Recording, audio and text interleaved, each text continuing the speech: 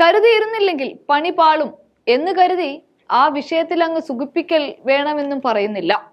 സത്യത്തിൽ BJP ഇത്തവണ ജയിക്കുക മാത്രമല്ല, കേവല ഭൂരിപക്ഷമായ 300 സീറ്റ് വേണമെന്നുള്ളതോ അതുമല്ല സ്വപ്നം. പിന്നെയോ പകരം 400 സീറ്റുകളിൽ താമര നാട്ടിക്കൊണ്ട് BJP വിജയിക്കുക, അഥവാ വമ്പൻ വിജയം കരസ്ഥമാക്കി പ്രതിപക്ഷത്തെ ഇല്ലായ്മ ചെയ്യുക എന്നുള്ള വലിയ ലക്ഷ്യമാണ് അവർക്കുള്ളത്.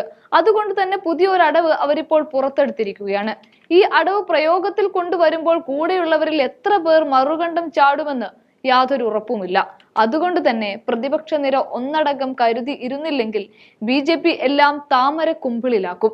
കാരണം ഇപ്പോൾ പുറത്തെടുത്തിരിക്കുന്ന അടവ് അത്തരത്തിൽ ഉള്ള ഒന്ന് തന്നെയാണ്. അതായത് മറ്റു പാർട്ടികളിലെ നേതാക്കളെയും MP-മാരെയും സ്വന്തം പാളയത്തിൽ എത്തിക്കുന്നത് ഉൾപ്പെടെയുള്ള എല്ലാ അടവും പയറ്റാനാണ് നീക്കമെന്ന് പാർട്ടി വൃത്തങ്ങളെ ഉദ്ധരിച്ച് NDTV റിപ്പോർട്ട് ചെയ്തിരിക്കുകയാണ്.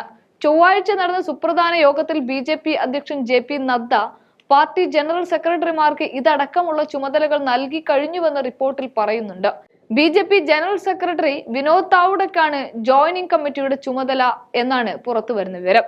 മറ്റു പാർട്ടികളിൽ നിന്ന് സ്വാധീനമുള്ള നേതാക്കളെയും സിറ്റിംഗ് MP-മാരെയും BJP-യിലേക്ക് കൊണ്ടുവരുന്നതിനുള്ള സാധ്യതകൾ ഈ സമിതി പരിശോധിക്കും.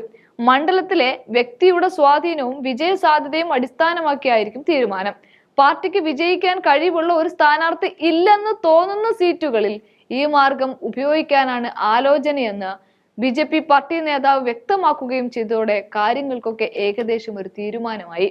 കഴിഞ്ഞ തെരഞ്ഞെടുപ്പിൽ BJPക്ക് നഷ്ടപ്പെട്ട 160 സീറ്റുകളിൽ ശ്രദ്ധ കേന്ദ്രീകരിച്ചുകൊണ്ടാണ് ഈ തീരുമാനം.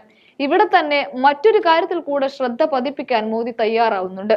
അത് ന്യൂനപക്ഷ വിഭാഗമായ ബുദ്ധരെ കൂടി അവരുടെ പക്ഷത്തേക്ക് ചേർക്കലാണ്. അതിനായി രാജ്യത്തുടനീളം ബുദ്ധമത സമ്മേളനങ്ങൾ നടത്താനും അവർ ഒരുക്കം തുടങ്ങി. ഇത്തരത്തിൽ ചാക്കിട്ട് പിടിച്ചും വലവിരിച്ചും മോഹന വാഗ്ദാനങ്ങൾ നൽകിയും BJP 400 സീറ്റ് ലക്ഷ്യം വെക്കുമ്പോൾ പ്രതിപക്ഷമേ നിങ്ങൾ കരുതിയിരുന്നേ പറ്റൂ. കാരണം ഈ ബസ്സോടുകൂടി ജനാധിപത്യം നിന്നു പോവരുതേ എന്ന് ആഗ്രഹിക്കുന്ന ഒരു പറ്റം മനുഷ്യർ ഇവിടെ ബാക്കിയുണ്ട്.